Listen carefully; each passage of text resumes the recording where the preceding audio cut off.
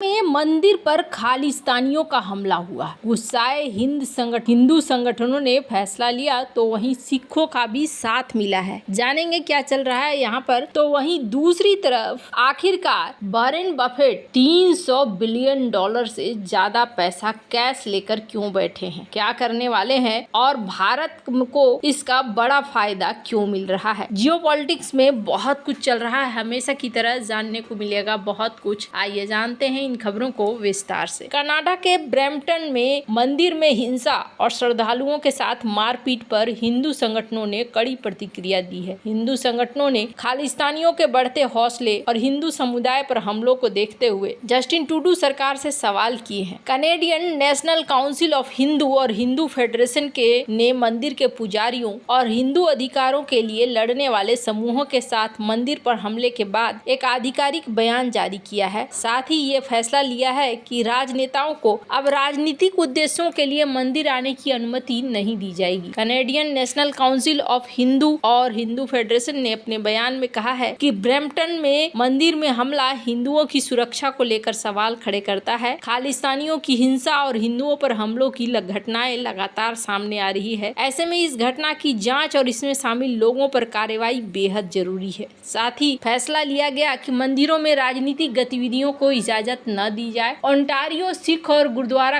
Council ने Brampton में हिंदू सभा मंदिर के बाहर खालिस्तानी हिंसा की निंदा करते हुए कहा कि हिंसा का कोई स्थान नहीं है। ओएसजीसी ने अपने बयान में कहा कि मंदिर के बाहर की घटना दुखद है। हम स्थानीय अधिकारियों से इस घटना की गहन जांच करने का आह्वान करते हैं। हम साफ करते हैं कि हमारे समाज में हिंसा का कोई स्थान नहीं है। हम समुदाय के नेताओं और सदस्यों को एक साथ आने, एक दूसरे का समर्थन करने और एकता और करुणा का माहौल बनाने के लिए भी प्रोत्साहित करते हैं। कनाडा में भारतीय उच्चायोग ने ब्रैम्पटन में मंदिर पर हुए हमले पर प्रतिक्रिया देते हुए कहा कि भारतीय उच्चायोग का कहना है, हमने 3 नवंबर को टोरंटो के पास ब्रैम्पटन में हिंदू सभा मंदिर के साथ मिलकर कैंप लगाया था। इस दौरान भारत विरोधी लोगों ने यहां पहुंचकर हिंसा की। स्थानीय आयोजकों के सहयोग से चल रहे उच्चायोग के रूटीन काम में इस तरीके से हंगामा निराशाजनक है। कनाडा के प्रधानमंत्री जस्टिन ट्रूडो और विपक्षी नेता पोइलिवेरे ने इस घटना की निंदा की। जस्टिन ट्रूडो ने एक्स पर लिखा, ब्रैम्पटन में हिंदू सभा मंदिर में हुई हिंसा की घटनाएं अस्वीकार्य हैं। सभी कनाडाई लोगों को अपने धर्म का स्वतंत्र रूप से और सुरक्षित रूप से पालन करने का अधिकार है। कनाडा में विपक्ष के नेता पियरे पोलिवेरे ने मंदिर पर हमले की निंदा करते हुए कहा कि हर कनाडाई शांति से अपने धर्म का पालन कर सकता है और हम इस हमले की निंदा करते हैं। जहां एक तरफ ये सब कुछ चल रहा है तो वहीं दूसरी तरफ लालच बुरी बला है। 325 अरब कैश लेकर बैठे हैं वॉरेन बफेट। आखिर क्या प्लान? अमेरिका के जाने माने निवेशक वॉरेन बफेट की कंपनी बर्कशायर हैथवे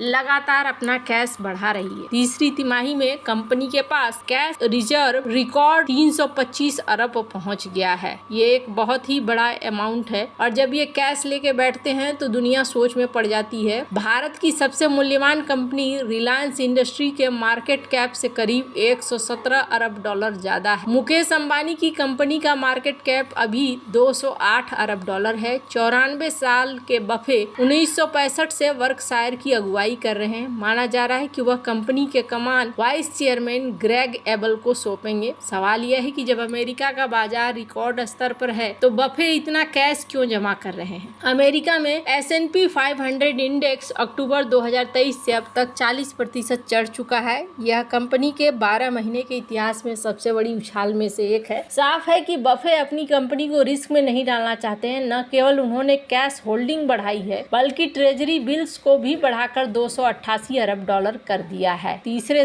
तिमाही में वर्कशायर हैथवे ने किसी भी कंपनी के शेयर नहीं खरीदे, जबकि पिछले साल समान तिमाही में कंपनी ने 34 करोड़ डॉलर के शेयर खरीदे थे। पिछले 2 साल में कंपनी के कैश बैलेंस में काफी तेजी आई है। वर्कशायर हैथवे का कैश बैलेंस दुनिया की कई कंपनियों के मार्केट कैप से अधिक है। तीसरी तिमाही में कंपनी ने दुनिया का सबसे वैल्यूएबल कंपनी एप्पल के 14.3 अरब डॉलर के शेयर बेचे। पिछले 2 साल में बफे ने एप्पल के 100 अरब डॉलर के शेयर बेचे हैं। दुनिया के टॉप रईसों में शामिल बफे कहते हैं कि जब दूसरे लोग लालची हैं तो आपको दूर रहना चाहिए और जब दूसरे लोग डरे हुए हैं तो आपको लालची बनना चाहिए। साफ है जब मार्केट उछाल मार रहा है तो बफे इससे दूर रहना चाहते हैं। खैर, अब अमेरिका में अनिश्चितता के बाद भारत में एक अलग माहौल देखने को मिल रहा है। देश की सरपट दौड़ती अर्थव्यवस्था से प्रवासी भारतीय भी खुश हैं। शायद यही कारण है कि उन्होंने इस साल भारत में पैसा जमा या निवेश करने का नया रिकॉर्ड बना दिया है। इस साल अप्रैल अगस्त में एनआरआई ने विभिन्न स्कीमों में 7.8 बिलियन डॉलर करीब 66,000 करोड़ रुपए की रकम जमा या निवेश की है। यह एक साल पहले समान अवधि की तुलना में दोगुनी है। ये जानकारी भारतीय रिजर्व बैंक के अपने नए मंथली बुलेटिन में दी गई है। पिछले साल के समान अवधि में अप्रैल अगस्त में एनआरआई ने 3.7 बिलियन डॉलर की रकम जमा की थी। इस बार ये जमा रकम डॉलर और रुपया दोनों में वृद्धि है। एनआरआई ने ये रकम निवेश की कई योजनाओं में जमा की है। एनआरआई की ओर से जमा रकम में वृद्धि भारतीय बाजारों में हाई रिटर्न और मजबूत बुनियादी बातों को दिखलाता है। एनआरआई ने 7.8 बिलियन डॉलर रकम जमा किए हैं, जिसमें 3.5 बिलियन डॉलर FCNR में जमा हुए हैं। ये रकम डॉलर में जमा होती है। यहाँ पर देखने को मिल रहा है कि इसका फायदा भारत को भी होता हुआ दिख रहा है। हालांकि वॉरेन बफेट इतना सारा पैसा लेकर क्यों बैठे हैं, ये सबसे बड़ा सवाल पैदा हो गया है। आपको बता दूं, वॉरेन बफेट का अमेरिका में चूंकि अभी पता नहीं है कि क्या होगा और क्या नहीं। अमेरिका का रिजल्ट आने वाले समय में चौंकाने वाला भी हो सकता है। इसी को लेकर ऐसा माना जा रहा है कि पहले ही ये तैयार होना चाह रहे हैं। माना जा रहा है कि डोनाल्ड ट्रंप